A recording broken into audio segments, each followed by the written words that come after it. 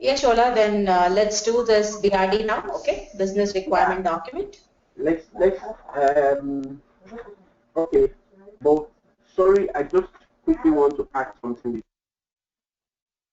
on the.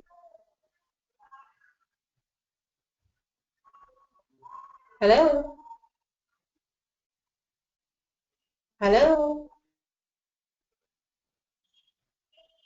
Can you unmute your audio and speak Hello? up? Yeah, can you hear me? Yeah, now I can hear you. Sorry, the audio went on muted. Sorry. Now, I'm saying before we go into this, let me quickly ask a few questions. For the Okay. prototype we do, Sorry? the prototype, the wireframe. Okay. Yeah, I noticed that I want to put more information on a particular page. Okay. And the page is not big enough to take everything. So I had to split it. You can choose the screen size, right? But I choose the desktop screen size, which is the biggest. Is there a bigger screen size? Maybe I guess you need to go with the customized one, if at all if it is available, or else yes, that's the maximum that you can do. Okay, go with the customized. Okay. Exactly.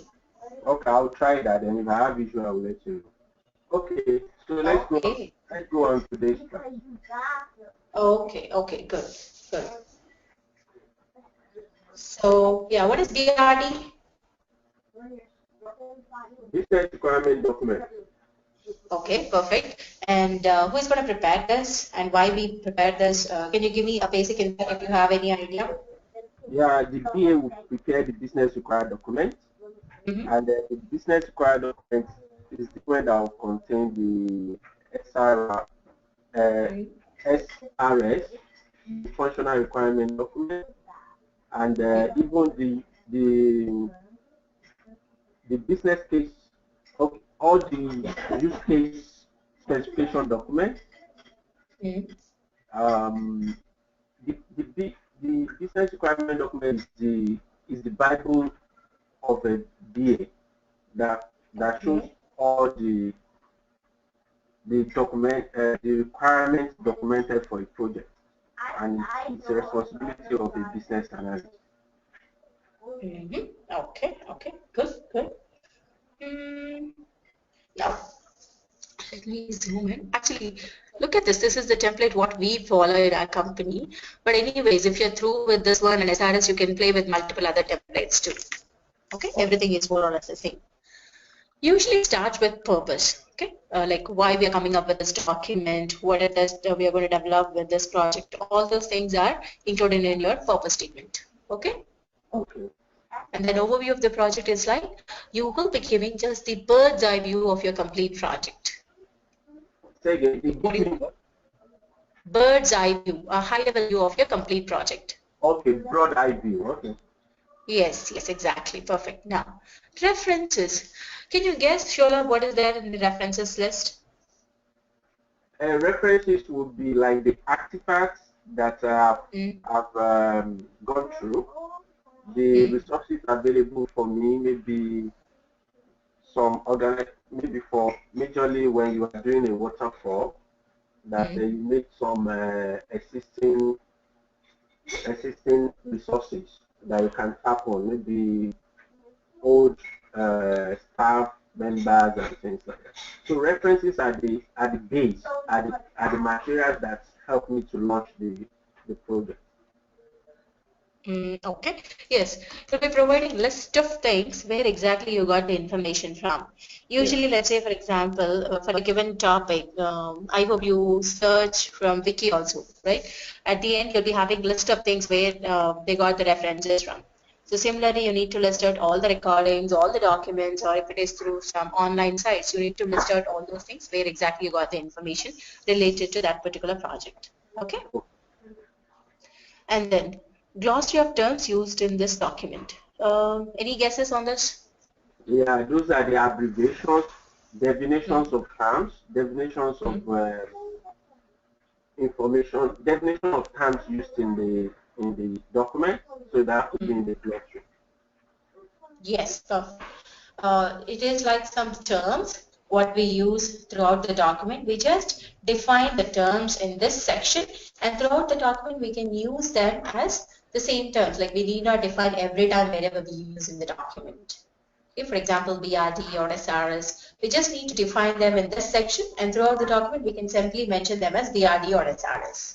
Yeah. Okay. Let's say, for example, some acronyms like FB. FB is Facebook for me, and some conversion symbols too, like dollar. Dollar is for you it is Canadian dollar. For me it is US dollar. Okay, so you need to mention throughout the document. Dollar means US dollar. US dollar. Okay, for everyone it is US dollar. Correct? You need to include all those special terms, special symbols, and define them if required. And throughout the document, you can use them. Okay. Okay. Okay. Here comes the important one, the background, or it is even called as gap analysis, GAP, gap analysis, which is nothing but the. You mean current assess as is current analysis is also called gap analysis? No. Complete analysis, like what is the difference between your current state and future state, will be your gap analysis. Okay, exactly. That's my understanding. Okay. Okay, perfect. Yes. So as is and to be, the difference between as is and to be is nothing but gap analysis. Yeah, I know that. Yeah. Okay. I hope you are aware of these things, and have you involved in writing anything like this? No. I just have the understanding that for any project you do the as is, the current state analysis, to look at what the current position is, and you do gap analysis between the as is and the be system. So, but I've never done any, I've never written any document as to that. Oh, okay. It's simple. Okay, fine. Let me assign something. Or first I'll show you some gap analysis details, how it is done, then you can work on that. It's very simple, but it's a major thing. Once you can come up with the gap analysis, it is easy for you to come up with a list of requirements, what people are expecting from you. Okay. Let's say, for example, you want to work with a claim application, right? So what is that you are able to do with that claim application? No. Ask me the question again. See, you wanted to develop a claim application, right? Yeah. With that application, what is that you're going to do? Okay, as in the result of the application, right? Exactly. Yeah, the result of the application is one, to make sure that there is a process flow, there is no errors in claim figures.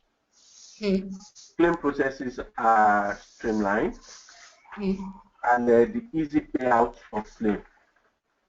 Also, if there is a fraud, the processes should detect the fraud. Good. So whatever you're trying to develop are not with the existing application, right? Yes. So current state or your as is, there's no easy payout option, there is no fraud management option. So all these things are not possible with the existing one. That is your as is statement. And your to be is trying to develop all these things, trying to come up with an easy payout option or to overcome the fraud process. Okay, all these are will be your to be statement. That is what you're going to develop. Okay. This is nothing but gap analysis, the difference between your to be and as is. Yeah. Got it? Yeah. No. So it gives the initiation for you where exactly to start and where exactly to stop. Okay.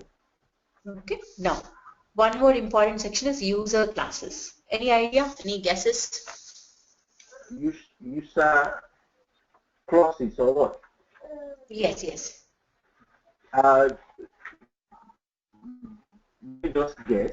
User classes should be how the user interacts with the it's like a user interface.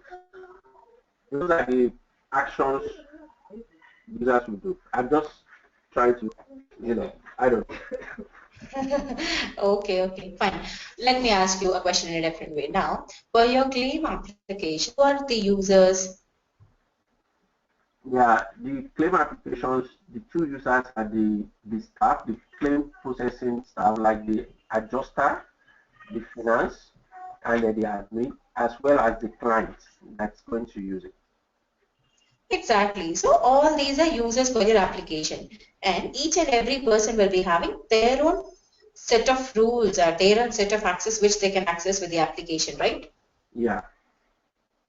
So you need to list out their users list first, give them a unique ID, and then the role, individual role, what they can access with the application. Okay.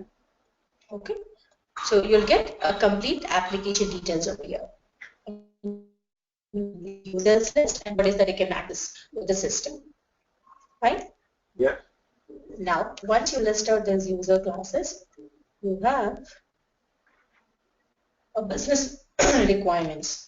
So over here, you just need to copy paste all your HLR and LLR and high level and low level requirements. That's it. Straight away copy it from here. Okay. Okay. And once you copy paste over here, like if at all if required, you need to give the priority level also, whether it is highly important or medium or low. So you're going to decide whether it is highly important or medium or low by number of dependencies of any given requirement. So it's not done on a single day. So it is like a continuous process. As and when you get a detail of requirement, high level to low level requirements. So based on the dependencies, you proceed with giving a priority.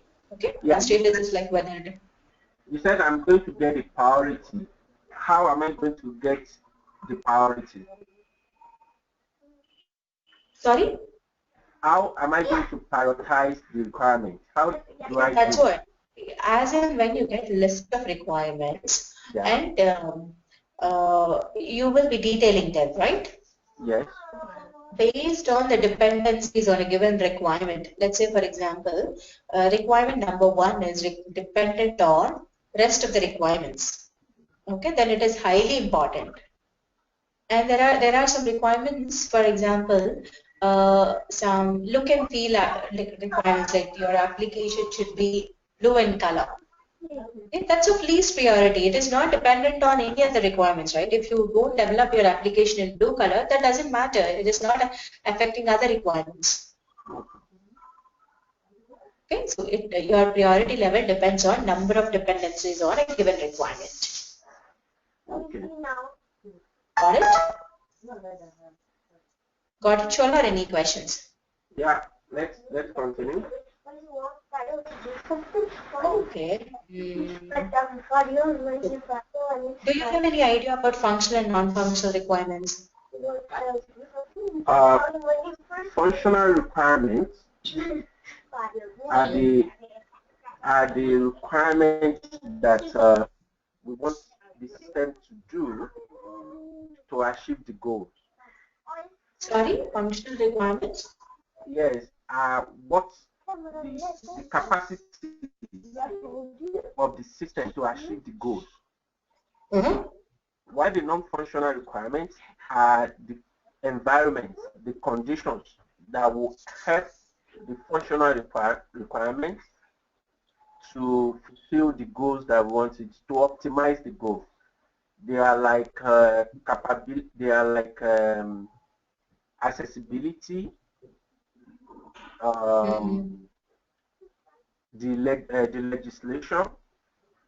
They are adaptability. They are the environment that will support the effective functioning of the functional requirement. That's non-functional requirement. Good. See, functional requirements are simple, which mentions the ability of the system, what it is supposed to do. Yeah. And non-functional, which mentions the effects, like how we are supposed to develop a requirement. What we are supposed to do is functional, and how we are supposed to do is non-functional. Okay, and as you said, the accessibility, the operability, the performance, All these are your non-functional requirements.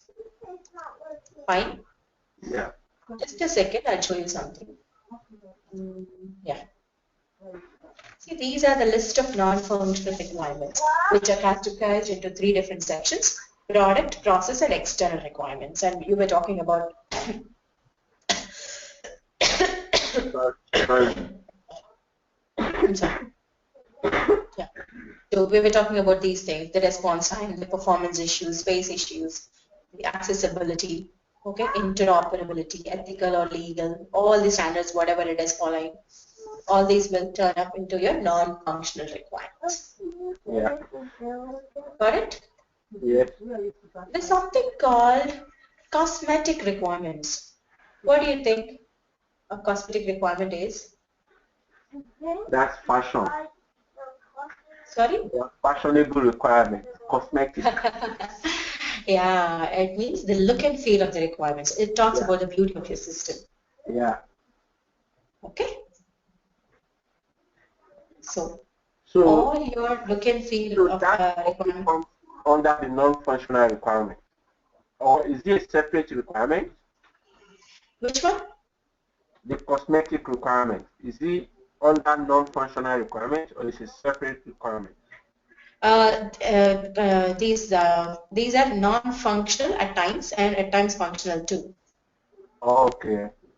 Okay, so it depends. So usually what I prefer is just list out all your requirements here, just copy paste them here, and you put a separate column and mention that either it has a functional or non-functional. That will work for you. Oh, that will be under status. Status will Yeah. just be indicating functional, non-functional, cosmetic. Functional and under non-functional, you again have some set of requirements, right? Security, accessibility, interoperability. You need to give the separate category to the database requirements too. Yeah. No, you know, Okay. under the column for status. Sorry? What we'll be doing is to say requirement 1, it's a functional requirement. Requirement 2 is a non-functional requirement. Okay. Requirement You just need to mention which kind of non-functionality requirement it is. Like if you're talking about security issues, it will be a security requirement. If you're talking about performance, like how many people can access your system, how fast your system should give response. All these are performance-related requirements. Oh, and so how now, many guys, people can access. under the status, I'll say performance requirement. Yes, yes. Under non-functional also, you need to subcategorize them. Okay? Okay. Got it? No, I'm getting confused. Okay, fine. Ask me your questions. Yeah. Sorry, for the 2 tables, the first one, okay, the business requirement. Sorry, the business requirement, I just need to copy my high and low level requirement and paste them.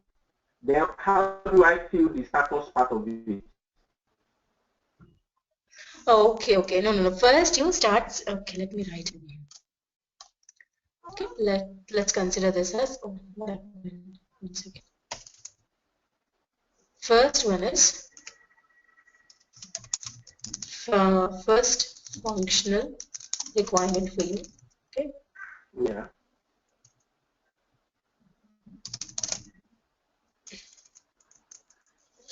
First functional requirement. Then point 1 is again something, and this is a functional requirement for you.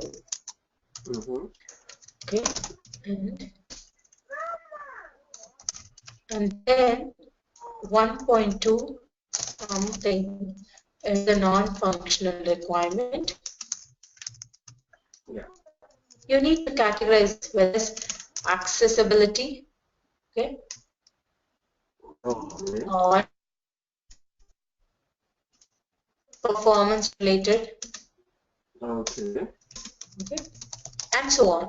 If it is non-functional one, how it will be? What is that specific non-functional?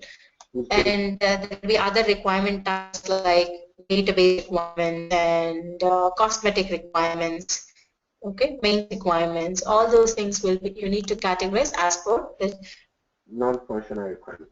No, you know, I get what you just did. Let's go to the table under business requirements. Yeah. Okay. No. That's a first table, page 2. Yes. If I want to do the requirements, I'll put the type and the low level requirements by the requirements.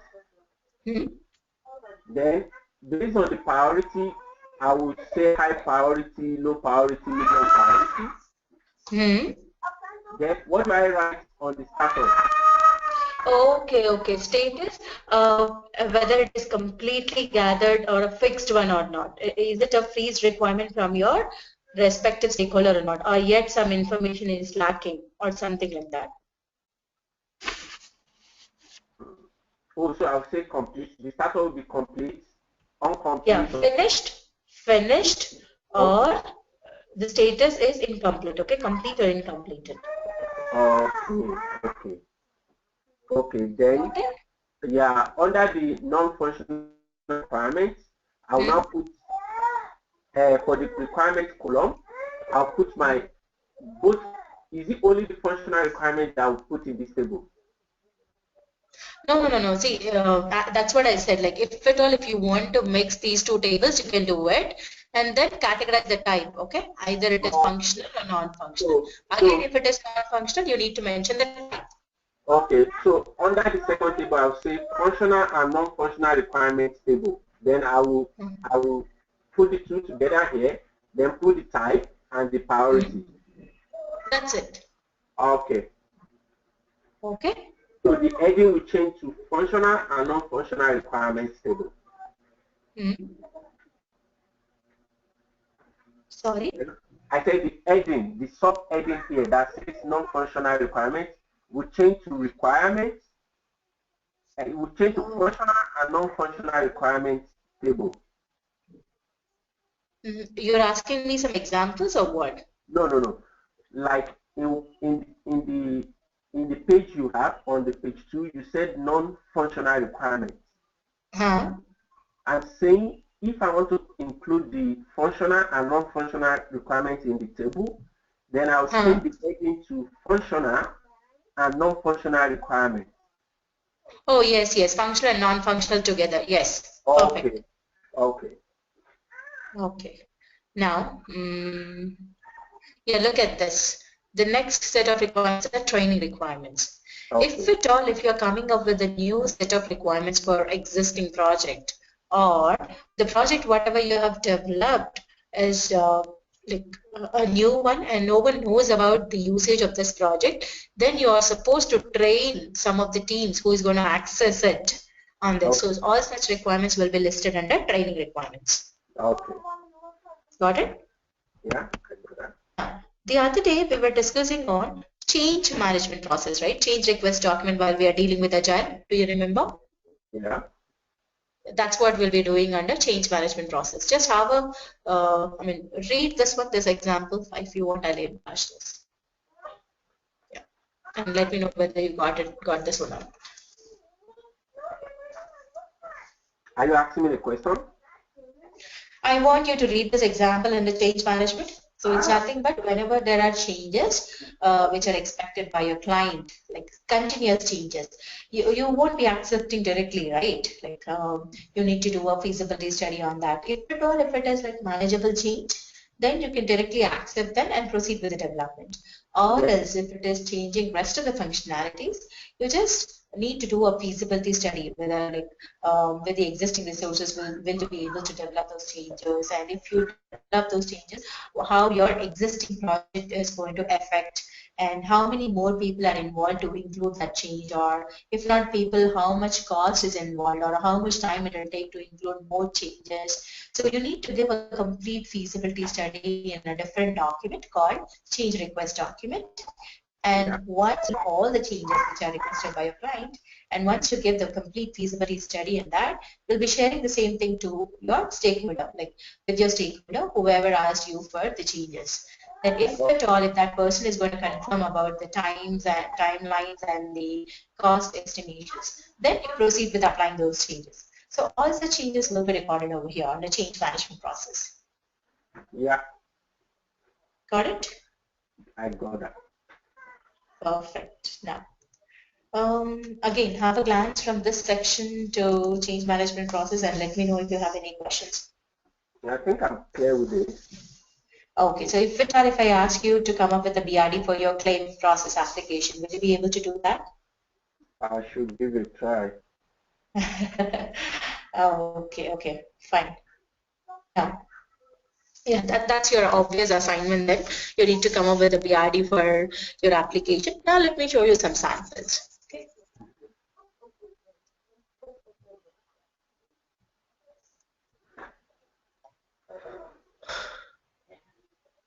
Yeah, look at this.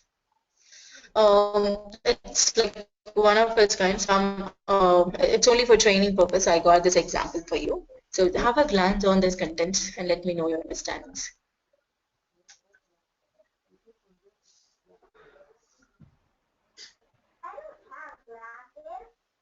At times you need to list out about intended audience too, like who are going to read this document and how this document will be helpful for them to proceed with their work. Let's say, for example, if admin department is reading this document, he will be able to understand what needs to be delivered to the business and support the user with the relative queries, and so on. If a project manager is doing this, reading this document, he will be able to manage business requirements in all possible ways. No, intended audience means the people that will be using it? Yeah, the people who are going to read this document, BRD. Okay, that will read it. Yeah, but the people that will read it, are they the one that will use it? Yes. Okay. And the scope statement. Like, see, as you need to be very particular when writing a scope statement. Whatever you're going to deliver to your client, only such things will be included in a scope statement. Okay? And after a point of time, if your client is asking for some extra things which is not included in scope statement, you can straight away mention that it's out of scope for you.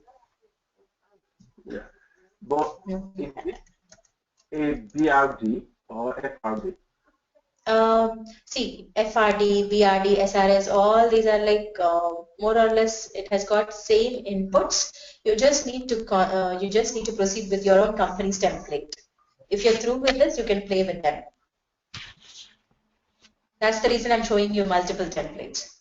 Yeah. Okay. So BRD, SRD, SRS, functional requirements document. So NFR, all of them, they are doing the same purpose. Yes, but the major thing will be analysis part, which we are supposed to do in SRS. Okay. Got it? Okay. So functional requirement document and business requirement document, they are the same thing, are they? Yes. Initial documents. If you had a chance, I have shared a document with you, right? Initial classes. I guess that was 15th or 16th of December. Like initial document. The document name is software SDLC and concepts. Do you remember? Maybe you need to reshare that. Sorry, I can't. Oh yeah. Wait. I'll tell you. I guess it is. Where is it? Wait a second.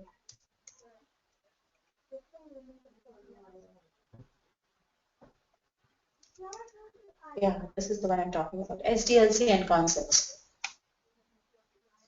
Ooh, really? Of course, I have shared it with you. Oh, wow. Actually, I think you need to. You need to. If you do, I don't think I keep track of this. So can you reshare?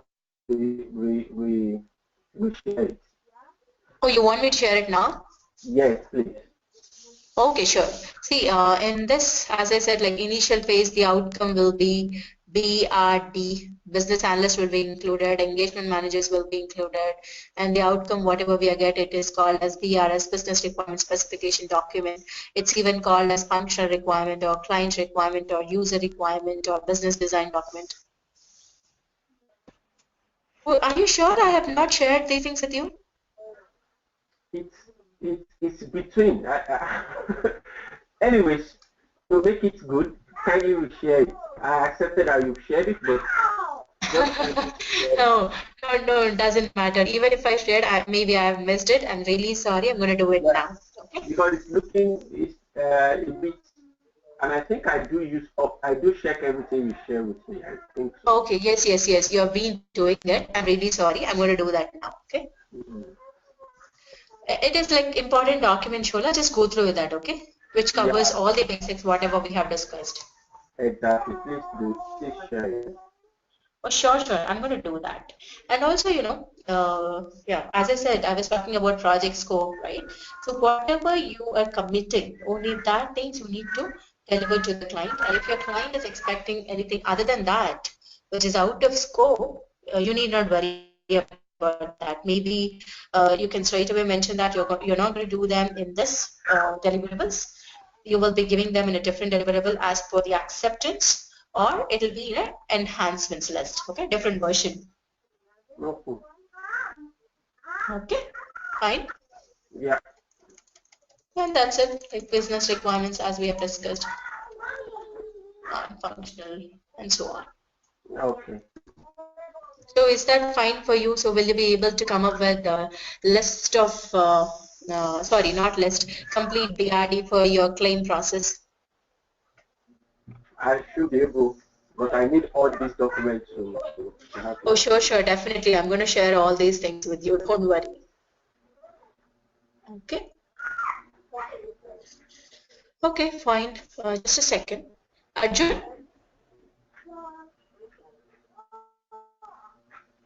Oh, Zubair is also there. Hi, Zubair. Hi, Shuni. Yeah, I didn't want to Oh, disturb. I was listening to the classes. Yeah, I mean, I joined. Arjun informed me 20 minutes before, but I was in the traffic, so I couldn't make up to the class before. I just came okay, okay. back. Yeah, Fine, fine. Okay, no problem, not a problem. Where exactly you joined us? I joined. I mean, just 20 minutes back, like when almost everything was done, I joined actually. Yeah.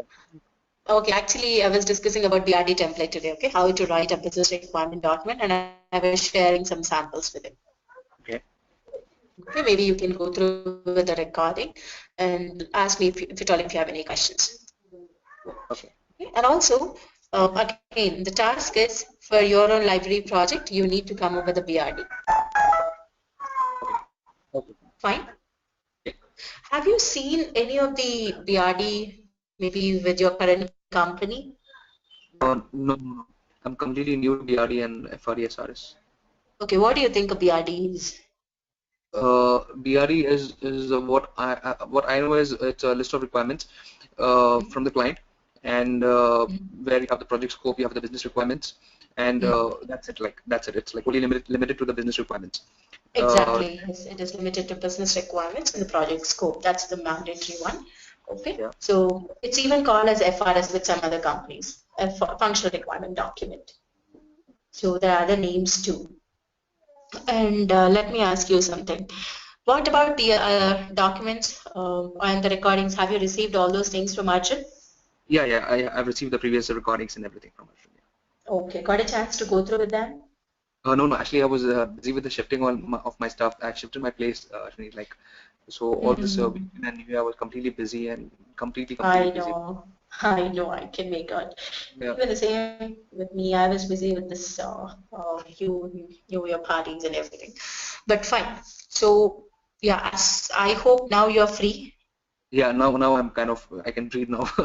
Yeah. Okay, so maybe what I'll do is like again I'll share all these things. I have missed one document to share, so I'm going to share that today with you and Shola. Go through with Yeah. these documents and the rest of the recordings too, and Yes. come up with your doubts. Okay? Yeah. Perfect. Because we are almost through, like more than half, so I don't want you to miss whatever we have did previously. Okay? But first, Perfect. we'll finish your questions and then we can carry forward. Perfect. Yes, Shola, any questions? I'm fine. Okay, perfect. Now, do you want to take a break for 5 minutes? I'm going to start a new topic today. It's like one more class for you. Is that fine? Yeah, for me it's fine. Okay, for you, Shola? Are you prepared? Yeah. Okay, fine. Just give me 5 minutes, okay? 5 minutes. Give me Okay. 5 minutes.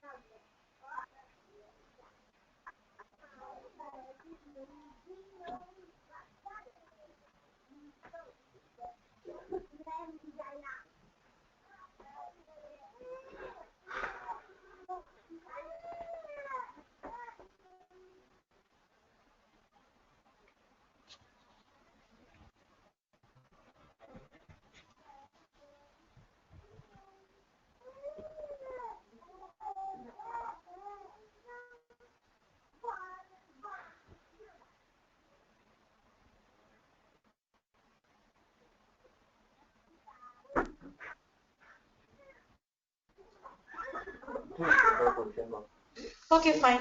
I'm back. Now, we'll discuss a new topic, SRS. What is SRS? Software Shola? requirement. Oh, yeah, carry on.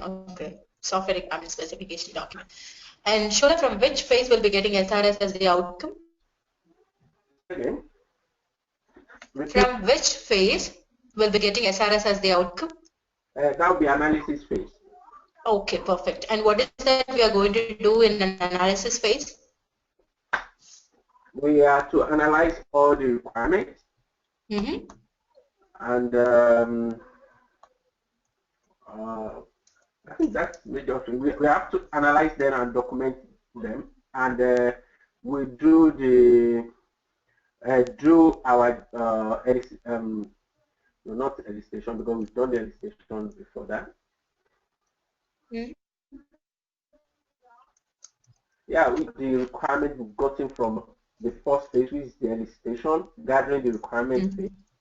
Then we translate them into documents, the RS document and the functional requirement document, and the business requirement document. Then also we could do our prototypes and the wireframes. And we will also generate the sequence flows, the use case, and then bring all of them together into functional requirement document. Okay, perfect. Yeah. It's like mix of 4 different tasks. Okay. Yeah. It's a mix of 4 different starts. First, we'll start with a detailed feasibility study. and then it follows with technology selection, and then tentative planning, and finally requirement analysis. Okay, these are the 4 major tasks which we perform in an SRS, Software Requirement Specification document, and BS will be preparing this document, and they are supposed to share this document with all the stakeholders to make sure that everyone is on same line. And there will be project managers and tech leads who will be helping your business analyst to prepare this SRS. Okay, now if you're through with BRD, it's more or less the same.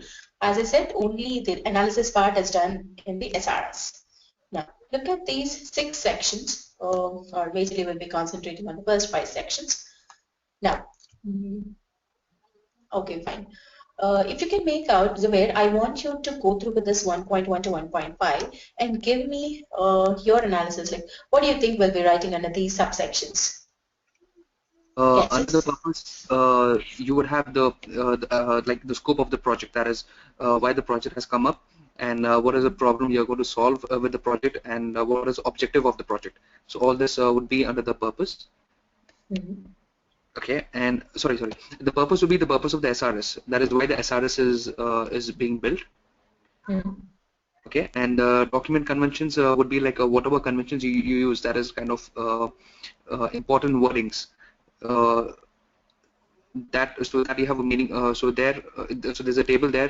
In that you have the word and the meaning of the word, the important convention. Then intended audience obviously will be the stakeholders for which we are preparing this document, and the project scope. This would be the scope of the project. That is the objectives, like I said, objectives, and what is the the problem we are solving with this project. And the references are, we can say, like we have followed some references like IEEE standard templates, or we have followed some other books to refer and make the SRS, or any other material or something references that comes in. Yes.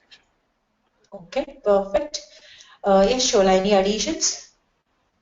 Yeah, it got it, and it's right. My perceptions too are the same thing. Okay, good. Now, let me show you a sample on this. Actually, I came up with something called academic consultation system. Okay, I'll show you a basic one first for you. This is completely for training purpose. See, purpose, scope, intended audience list, definitions or acronyms if at all if there are any, and then references list. Now, have a glance on these statements for academic consultation system. How we write SRS.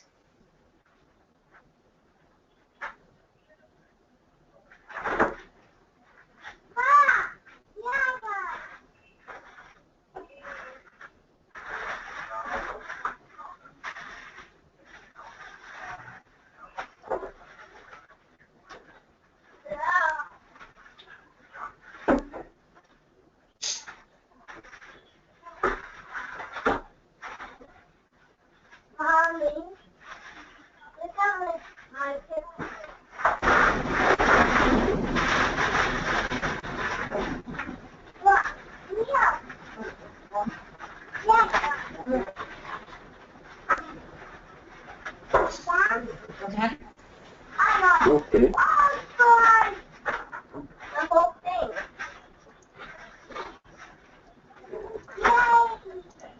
List of audience who are going to read this document and our suggestions for them.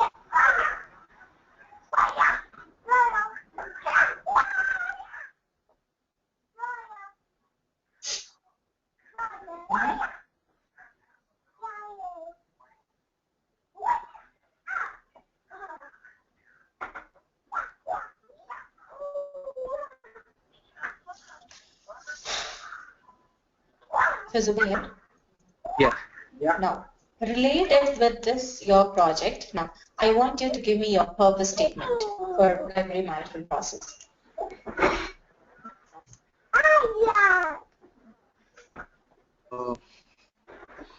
It'll be like the same thing. Like SRS is a document which is prepared, like you can say, which is prepared to capture the needs of my library management system, and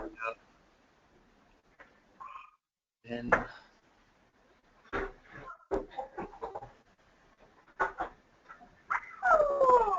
what do you want to do with that project? yeah, and the sole purpose of my project would be so that the librarians could manage the subscribers and the books, as well as the check-in and check-out process, and to know any details of and yeah, so that is the sole purpose of my project, where the librarians have a web application, easy to use web application, so that we can see the borrowers as well as the books. Okay. So if at all, if you're not able to get what right at the purpose, if you can answer these questions, you remember the other day I have given you some list of questions. Yeah. Okay. Yes. Just a second.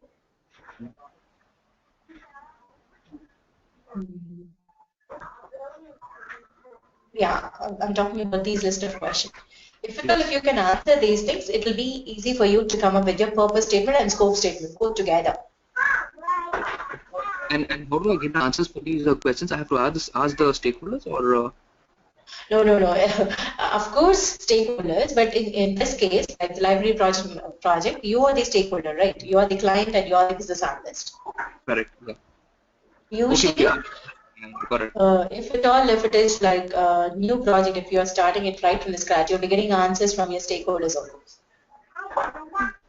Okay, that will solve your purpose, like why you're coming up with this project. You can list out all those things in a purpose statement and the scope too. What is that they're expecting in deliverables? Okay. Actually, Shola? if we want to ask the stakeholders these questions, do we send it to them? Do we send the questions to them, or how do we ask them? It is one-way direction, not question and purpose. Okay? It's not a good practice to send list of questions to your stakeholders and get the answer from them. So the best practice is be interactive and let it be a common casual sessions. Okay. Not like continuous requirement gathering sessions. You need to observe them, observe their work environment, how they're accessing the current application, and then based on that, if you have any questions, you can ask related questions, not straight away questions. Okay. It's like a long process to gather requirements. Yeah, I get it, because I'm thinking that if you just send this thing to them, it will look as if you are just copy and paste.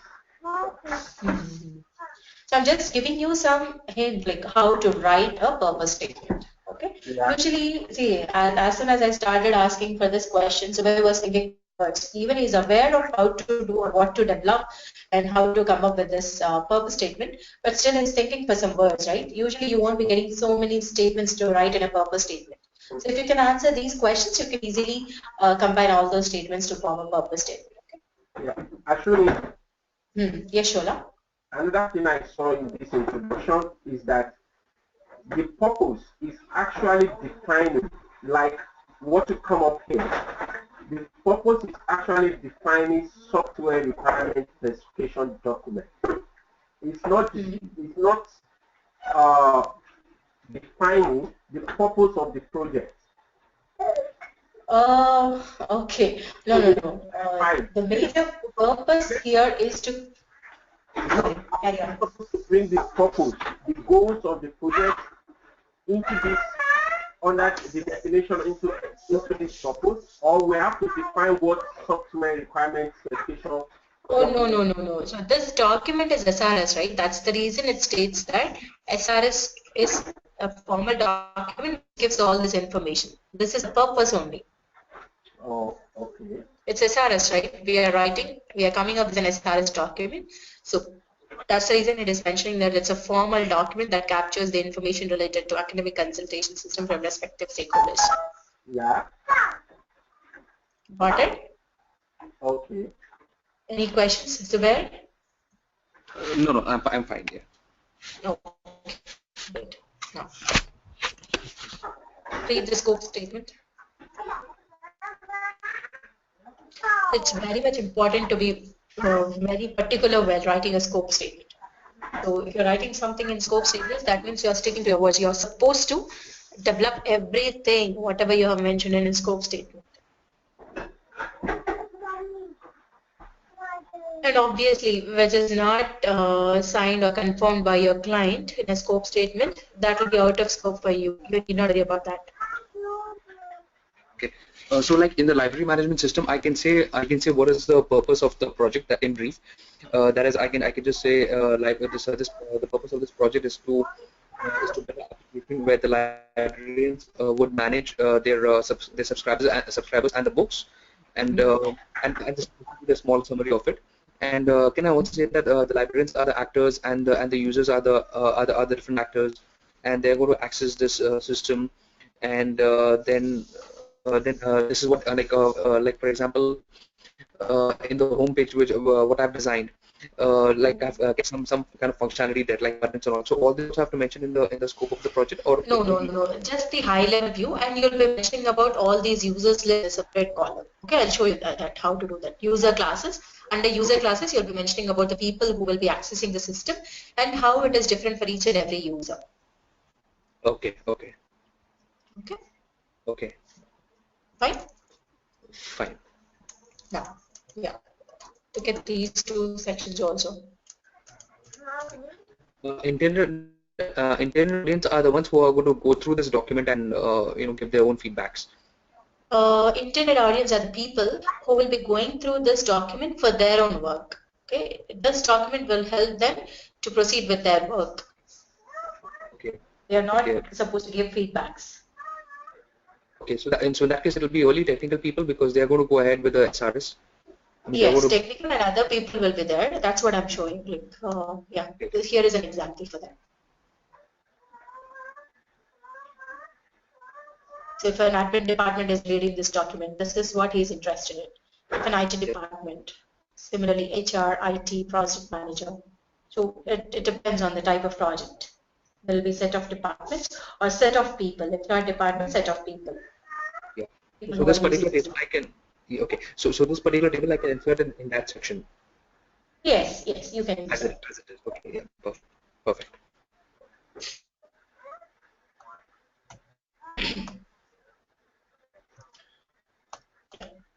The definitions, acronyms, and abbreviations, all of it, they are related to your project.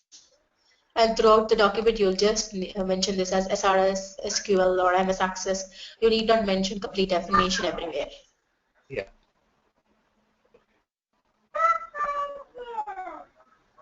Yeah, references list, simple thing, what we usually write. Okay. Fine, Shola? Yes. Okay. Excuse me, like the references, under the references, even if I use a reference that the document is not within the system, can I refer to it? Yes, of course. A simple documentary or any recording or existing papers or existing documents on project, all these are references for you. Yes, what I'm saying is that if I consulted a reference that is not an existing, maybe I just went on Google to get something to help me in the project, should I refer it under the reference? Oh yes, you just need to copy paste that link. Okay. But usually, you know what, there will be 3 different sections under references. First, the documents or the books, whatever you have referred to. And the second one is documentaries, okay? It's like encyclopedias, whatever you have referred to proceed with these developments. And third one will be your internet, the Google search. So all those 3 items have to be mentioned. Yes, and the Google search is given the least priority because you're not sure like who has written it, where exactly they got the information from. Again, it is having some more references to be wanted. So it's the least one, least prioritized. Okay. Got it? Yeah. Yeah. Okay, perfect. Now look into the overall description section. Again, the same thing. See, in this overall description also, almost all these sections are discussed by us. I mean, we worked on all these things while we were doing this BRD or FRD or use case document. Just go through with this and let me know if you can answer 2.1 to 2.7, or else I'll let you know. Same thing. Product perspective means, for example, in my case, for the library management system, the web application is a product. What are we trying to achieve with that product? So that is the product perspective. Mm-hmm. And product features are the end features that we are going to do. Maybe like how many web pages you want to have, or basically the user interface of the application. Okay, okay. Okay, and the user classes and characteristics.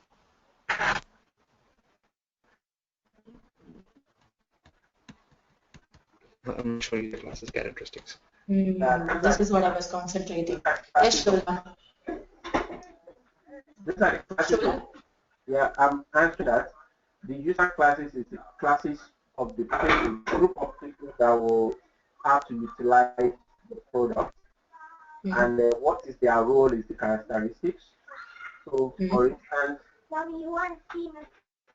or like what I mentioned in my own project, the class of people that will use that is the team adjuster, the finance manager that will have to look at the payment of the claim, the admin personnel that have to gather, receive the claim and process the claim, and as well the client that is going to make the claim, to initiate the claim. So these are my users classes, and their roles will mention what they will do on the platform. Yes, yes, perfect. Got it, Jubair, or you want me to give a different example? Yeah, just give you an example. Okay, okay, fine. See, user classes and characteristics are, first we need to list out all the users who will be using your application. Okay, and then list out the specific characters, like what is that they're able to do with your application. Now, let me talk about this document. Okay, fine. See, you were working with the bank, right? Yeah. Okay. And what was your application? My application was Finacle. Okay, Finacle. Okay. At the front end, there will be an end customer who is using your application, right? Yes, the delegate. And at the back end? The backend, you mean database? Yes. Yeah, database is a separate team used to operate on that.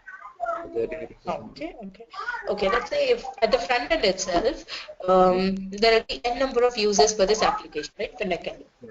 Yeah. Now, who are all the people who will be using this application at the back end?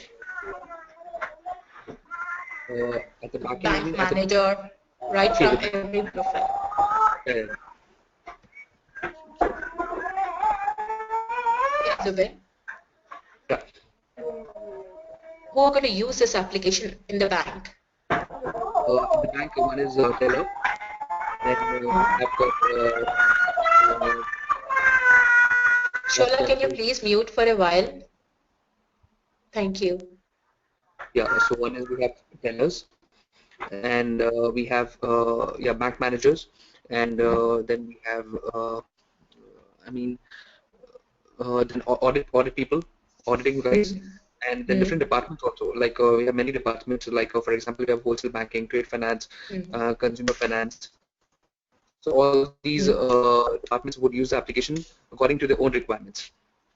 Yes, perfect. And each and every user will be here having their own set of functionalities which they can access with the system. Yes, right? yes. Perfect. And all together, these are performed by an admin. Exactly, yeah. Right? So you need to list out the users and the characteristics separately. Oh, okay, perfect. Okay, that's me. That is nothing but user classes and their characteristics. Okay, so that is what are the users and what are the classes and what are the each characteristics of the classes. Yes. Perfect. Okay. So that's the reason. So once you fix all your product features, then only you can list out these things: user classes and characteristics. Characteristics. Okay. Okay. Vishola, any questions? Fine. Okay, good. Now, once you are done with listing all these requirements and the specific user classes and the characteristics, you need to select the operating environment. Of course, for a business analyst, if it's too technical, he can select and mention that, or else your tech leads and project managers will be deciding upon the operating environment, and then they'll give it to you. Like,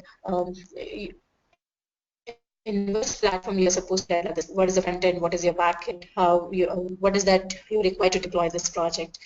All such software, server side and front end requirements are given by your technical people.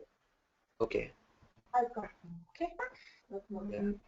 Let's see. Again, have a glance on these things. This is again with respect to our academic consultation system.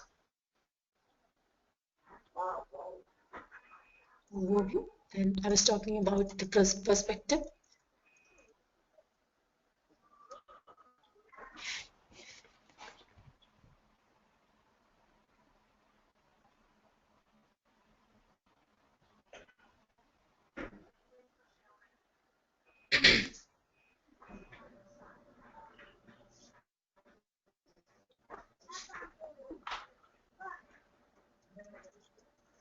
Anyways, I'm going to share this document with you, the samples. Okay. The environment, server side, client side programming, operating environment. Yeah. Okay. The operating environment has a hardware requirement as well. It can have the hardware. Yes. In which environment you'll be developing your application, and in which environment the deployment will happen. Okay. Okay. Okay. Ashwini. Yes, Shola. So for this, the environment, I know that everybody always requests for it, like J2SE, Java, and the rest of it. For someone like me that have never worked on this environment, how do I cope? Oh, no. These technical details will be given to you by your project manager. That's what I'm mentioning. Yeah, the environment details. As a business analyst, if at all, if we have a basic knowledge on working with multiple technologies, we can give that. Or else you'll be getting these details. Complete feasibility study is done by your project manager itself. Technical feasibility study, okay? So they're going to provide us all these details.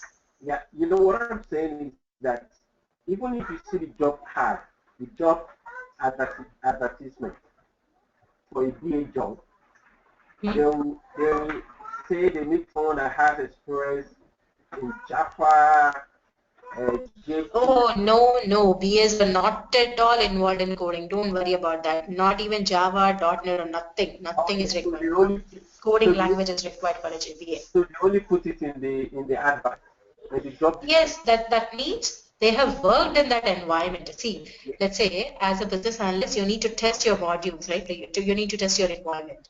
You'll be testing that in their own environment. I mean, what is that they have used for front end and back end? Using that only, you'll be testing that. So you will have a basic idea how these work. Okay. Exactly. That's what I'm saying.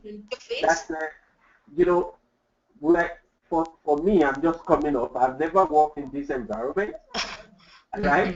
And I have to claim that I've worked in this environment. So when I get on board, how do I manage the challenge? Yeah, that's what. See, they'll be just showing, your technical team will be showing you their developments, their requirements, how they have came up with. You just need to test them, just a manual testing. You'll search with multiple keywords and, multiple inputs and see whether it is working accordingly or not. That's it. That's where you are required as a VA. You're not going to test how the coding has developed, how the source code document has prepared, nothing like that. Just the user interface. So even if I don't have experience in those environments, it shouldn't be a problem for me to work on them. No, not at all. You can check with other BAs who are working currently. So it doesn't matter. On top of everything, no one will ask a PA to write a coding, okay? Code statements. Yeah. Any questions about? No. So far, no. Okay. Fine. Okay, now, yeah, the other topics. Now, what do you think we'll write under 2.5, 2.6, and 2.7? We have already worked on this while we were doing use case document. Yeah.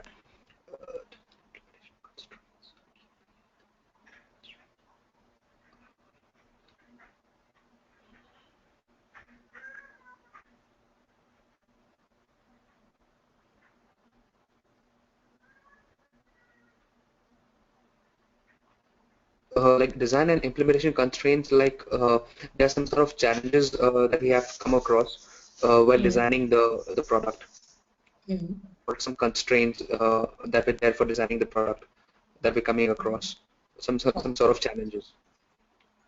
The challenges, or again, as I said, like the list of things which will stop us to develop our actual requirement Correct. Okay. will be your constraints. I didn't know you were asking us to respond. And such constraints will come with cost, will come with the time, and will come with scope, right? Yes, it may be even a cost constraint too. Anything, whatever may be the thing which is stopping you to develop your requirement. The process also, a process constraint may be a possible case. Whatever is stopping you to develop from your actual requirement, you need to list out that. Again, let me show you a sample. Yeah.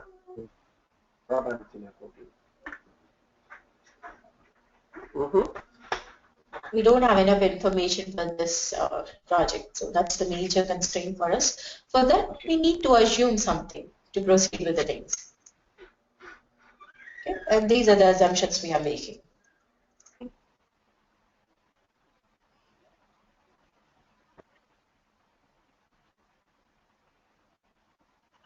Ashwini?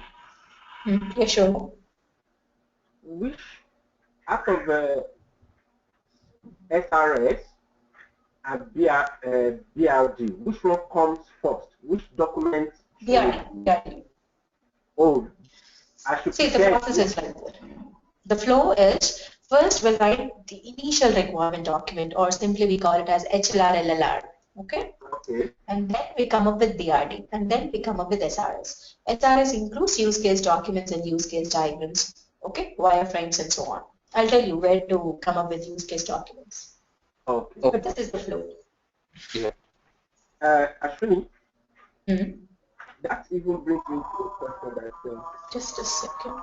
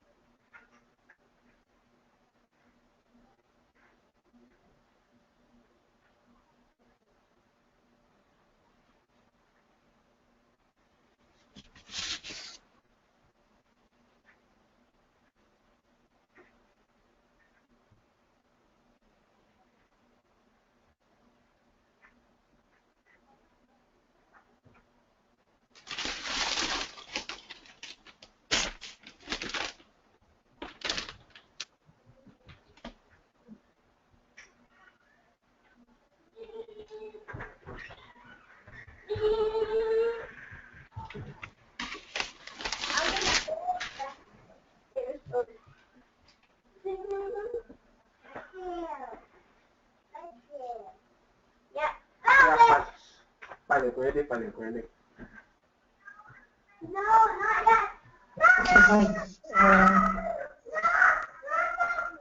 Yeah, we were discussing on assumptions list, right? So if you can assume something so that we can overcome some constraints list. Okay? Okay. Whatever we have given for each and every use case separately, use case document separately. So Got under it? under the constraint, we'll just bring the constraints we have.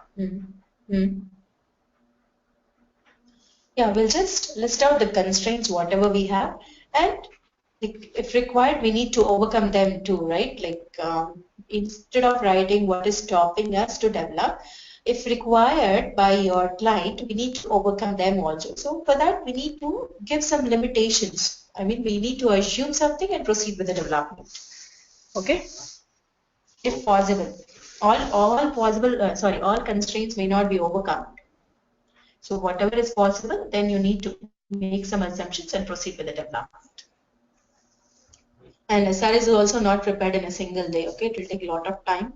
The stakeholders and the front technical end, project managers and tech leads will be there, and business management team like business analyst and engagement managers will be there. All these people together will help you to write a software requirement specification document. So, Ashwin, for a project that is 6 months project, what time allocation can we put for all this? Sorry, for a small project? For a 6 months project, what time allocation can we put for all this? Oh, if you have a definite set of requirements, then obviously each and every phase will be given separate time. Like for analysis, 1 or 2 months. For design and deployment, development and deployment, three months will be given to you. And finally, the major time will be concentrating on testing too. So within 5 months, we'll finish everything and we'll be ready to proceed with UAT, with the client user acceptance testing. Okay, so typically for a 6 months project, 2 months for that for requirement phase. See, all these things, whatever I have given you is tentative. Like even there will be some modules which you need to finish overnight. I know. Like the other day, Zubair was explaining, right? Like most of the time, we'll be having simple modules, and every 15 days or every 20 days, they'll be expecting a deliverable. Yeah, in my case, it's like that. So then it's not like you'll be having a proper requirement gathering phase, proper analysis, proper design, nothing like that. You just get the requirements. It's like a rapid thing, rapid application development. You get it, you apply something, you see whether it works or not. If it is working, that's fine. Or else you'll go with some other techniques. Like it's trial and error method. For very short or simple modules. If a user is, or if your clients are very much particular about the outcome without any bugs, then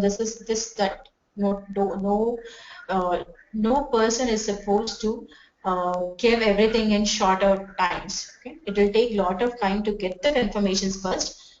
Unless and until you won't get confirmations, you're not supposed to proceed further. So definitely for such things, it will take minimum 1 year. So yes. If a 6-month project will basically be a small project. Obviously, yeah, where we have definite set of requirements. And like if you're very particular about the timings that you're going to finish in 6 months, that means your client is sure of major set of requirements and is aware of the technical things too. That's the reason he's more concentrating on 6 months or more concentrating on timelines. Okay, because if it is a project right from the scratch, you're never sure what happens with that. That's what, like, usually with prototype methodology, this is what happens. You're never sure of the timelines. Yeah, because you see most job adverts, they will put 6-month contracts, 8-month contracts, and things like that. So that's why I want to have the knowledge of time allocation for the phases. But the development and design takes more of the time. For like period of 6 months, it will take 3 months. Why the testing? It might be a possible case, yes. Yeah. I just want to ask, have you ever, for you, Ashwini, maybe have you drawn the sequence flow for a typical BA job function from beginning to end? Can you help us with that? Let it be on its swim lane. What a typical workflow or the sequence flow of a BA should be? Oh, it's simple. The SDLC phases. Yeah.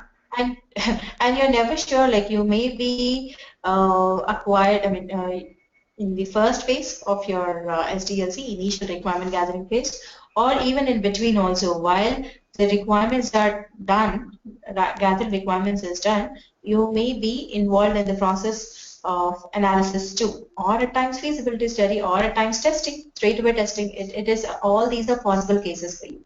So for a given project, it's not that you will be starting your work as a business analyst right from initial requirement gathering. It completely depends. But the actual flow is, first you start understanding your clients, then start preparing predefined questions to gather the requirements from these clients, and you'll be using multiple techniques, then gather the requirements, list out them, get them freezed. Like once you requirements are freezed by your clients, then you proceed with preparing BRD, business requirement document, then go with a detailed analysis. That is what you do in analysis phase. Come up with SRS, and then after SRS, each and every requirement is developed or detailed in such a way that your developer will come up with the actual code.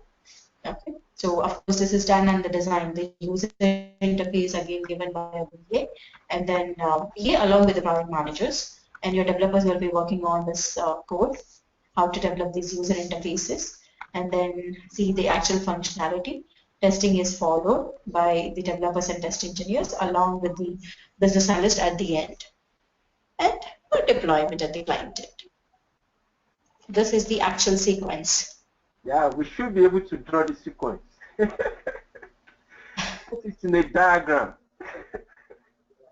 You will be doing this, all these things. Okay. Now,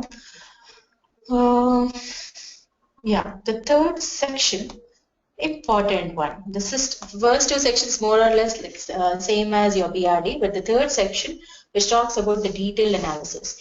You need to explain each and every system feature or a product feature in detail, so that will be helpful for your developer to come up with the actual code. So you'll be doing that in 3 different ways. First one is using simple words by explaining a requirement in English language, more like a general day-to-day language. And then second one is explaining your requirements using wireframes and use case document together. And third one is using UML diagrams. Okay, we'll learn about this UML later, and we are done with UCDs and wireframing. I'll show you how it is done.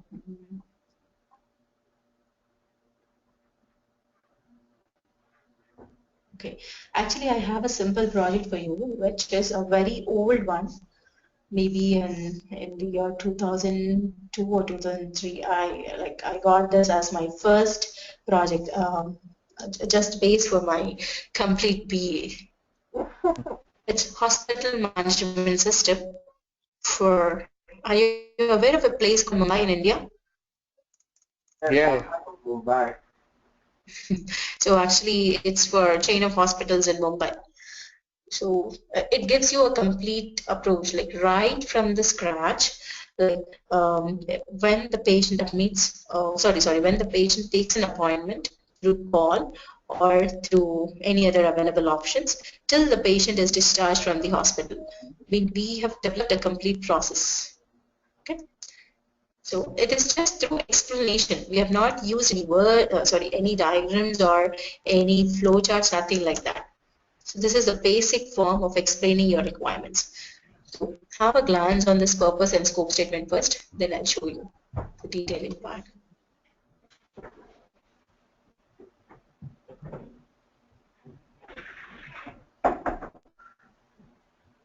This is what a major purpose is.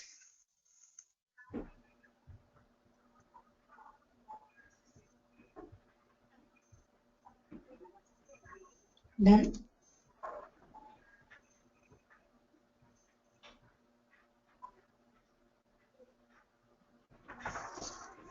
Yes, Shola and Zubair. Done? Yeah, done. Okay, now look at the scope statement. Right from the patient admission to discharge. So anything before patient admission, anything after patient discharge, we are not bothered about that. Your scope statement should include only right from the patient admits to the hospital till he discharges. Okay? These are the major modules. So with web appointments, this is what we will be able to do. This is a major provision. With front office module, this is what we'll be able to do. So after you're done with giving the basic description, my client was expecting, okay, let's say from the first module from web appointments, he wants us to give the reports on daily transactions. Oh, sorry. These were the transactions happening, and he wanted us to give the reports on these two transactions. That's it. So based on this, my development team needs to come up with actual things, how we are supposed to develop a report, how the user interface should be. Okay. Ashwini, instead of giving a requirements in a theoretical way, in that 3.1, if we just include use cases, will that be sufficient? Perfect. Yes, that is what we'll do under Agile. The other day I was showing you proof of concept document. You remember? I have given the list of things. I mean, a proper use case document. Yeah. Proper First use case wireframe and then a use case document. That is what we'll do actually. That's one other technique. As I said, 3 different techniques, right? First one is using the simple words. Second one is use case documents along with the wireframes. And third one is UML, Unified Modeling Language. Okay. And among these 3 techniques, so which is the best practice that a seasoned business analyst follows? Use cases and wireframes. Use cases and wireframes. Okay. That's the reason people expect you at least work on 30 to 40 use case documents. Mm-hmm. Okay. Right? Perfect. But you know what? All these are also required. At times, there will be a simple requirements. You can't use cases or UML diagrams to explain a simple requirement. Obviously, you'll be using words. Okay. Correct. But most of the requirements can be communicated using wireframes and use case documents. That will be like more than enough for your developer. So that is, now while preparing SRS, we first prepare the use cases documents, or we first prepare the outline of SRS and then come to the use case, prepare the use case, and then again include it into SRS. Yes, that is what we first. We prepare SRS, okay, complete list of your introduction and product features in detail. Based on your product features, whatever you're expecting, the expected deliverables, you need to come up with the wireframes and use case documents. And once these are developed, you need to copy paste in the SRS document. Okay. I need, okay, as I said, this is a very old one. See, this is my database design.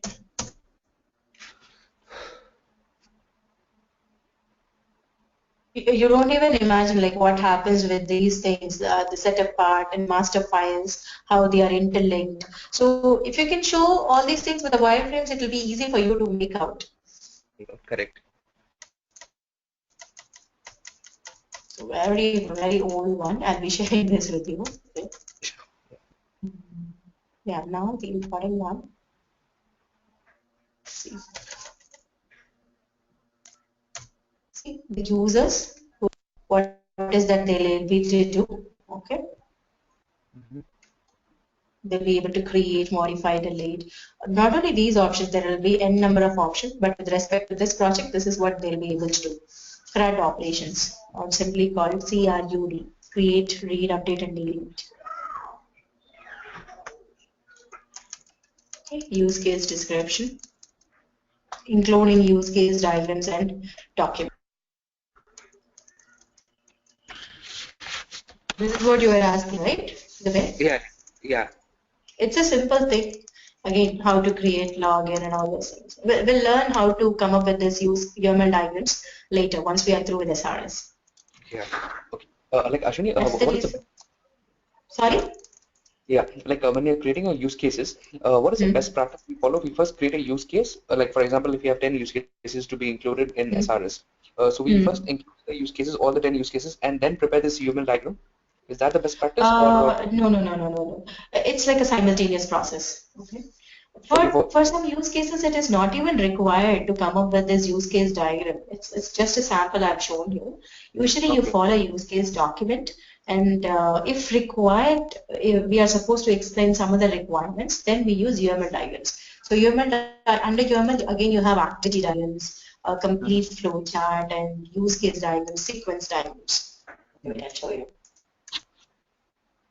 This is a sequence diagram. oh Okay. yeah, How the interactions are done.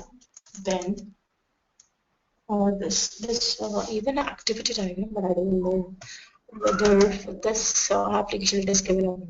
Okay, for this application it is not there, but usually whenever we are supposed to explain anything using a top-down approach, a complete approach, a complete project in a top-down approach, we use activity diagrams. Okay, we'll even look into those things also later.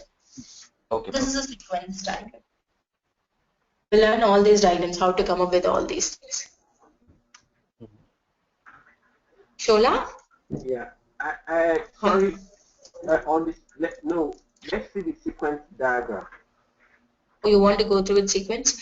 Shola, my suggestion is not to go with this sequence diagram as of now. I'll explain you. Okay, then only you go with this. I want to ask a question about it. What's the difference between the sequence diagram and the flow diagram?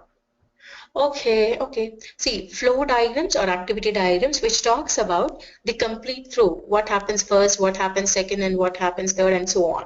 Like a top-down approach of an end-to-end product, whereas a sequence diagram gives you the complete interactions, okay, interactions between an actor and object. Okay, just like a context. It talks about a particular scenario, not the whole project, whereas the flow diagrams talks about the whole project. Okay.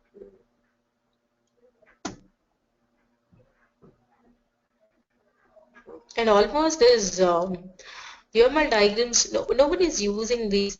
Maybe at times if required they'll use this activity and use case diagrams.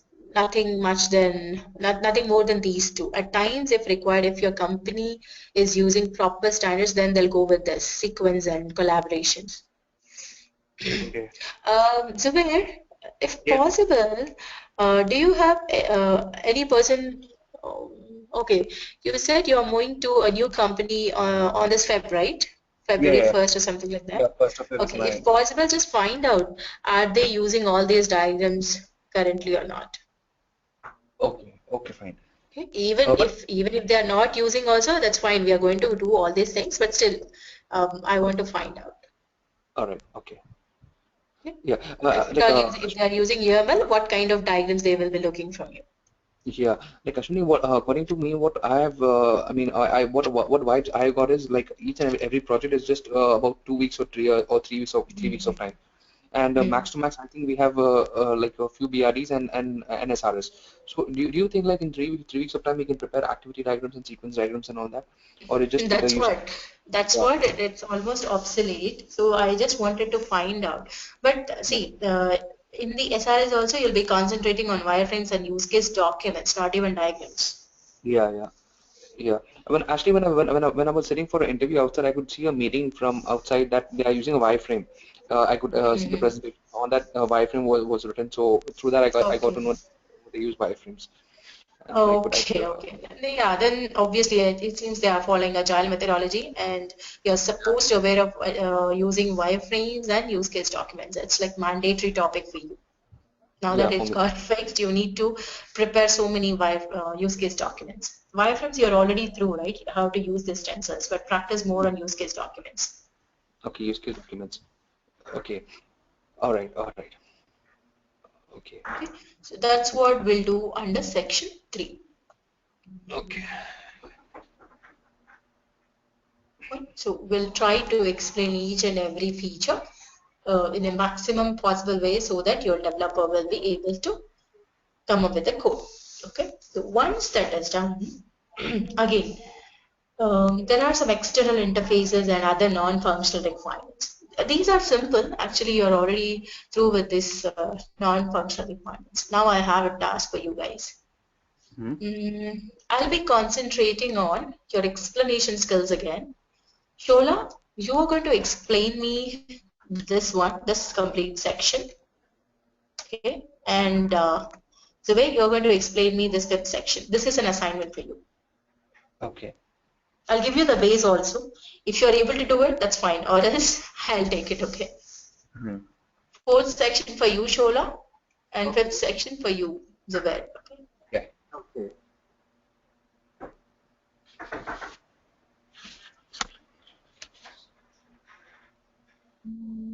Yeah, I was talking about a standard document. Yeah, actually, whatever I have discussed with respect to SRS template just now, everything is included in this IEEE standard document. Okay, I'll be sharing this document. It's an important one. Please go through with this document completely. Okay, and it will definitely take 5 to 6 hours to go through with this. Okay, so if you have enough time, then start reading this. Okay, or else whatever I have discussed now, it's more than enough. And the major reason why I want to concentrate is like it will be helpful for you to explain the assignment, whatever I have given you just now, the fourth and fifth section. Other than that, it includes everything: how to write an SRS and multiple templates of SRS.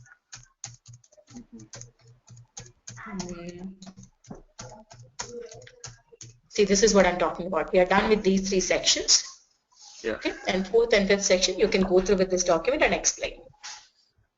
Okay, so that is we have to explain the purpose of that each point and the subpoints. Yes, yes, like the way we did for these three sections, right? In a similar fashion. That okay, and you'll get information from this document. It is already given here. Yeah, perfect. Super. Okay, so I'll be as I said, I'll be concentrating on your explanations. And there are templates too. These are not much required. If you want, you can go through with it and let me know if you have any doubts. Okay, it's like as per your project type and project size, you'll be using multiple templates. So these templates are according to your project type and size. Okay. Okay. So any more questions for today? Yeah. Okay. So Ashwini, we have to prepare a BRD, right, for my project, library management system. Yes, you need to come up with a BRD and if possible SRS too, because you're already through with use case documents and wireframes, right? Yeah. I want you to come up with the SRS too. Okay. So what I will do is I will first prepare my high level and low level requirements. Okay. That template. Oh, wait. Okay. Wait. Why did you straight away start preparing SRS? Because anyways, it includes everything related to BRD. Okay. Prepare SRS. Okay. Yeah, fine. Directly start preparing SRS, both of you.